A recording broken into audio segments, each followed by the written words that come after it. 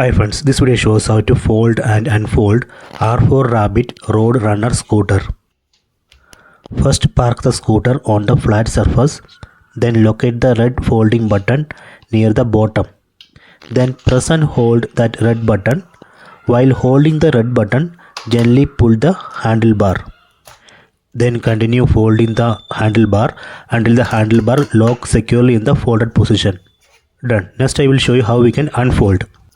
Pull the folded handlebar like this, then lift. That's all. It's very easy. I will show the process one more time.